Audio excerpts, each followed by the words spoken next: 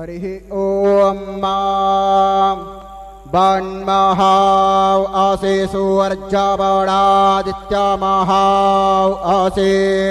महस्ते सतो महिमा पनस्यतेत्था देवमहाव आसे जयाचारथा एकचे चक्रपाहे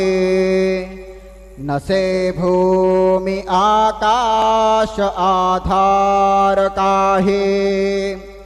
असे सारथी पांगुळाजारथासे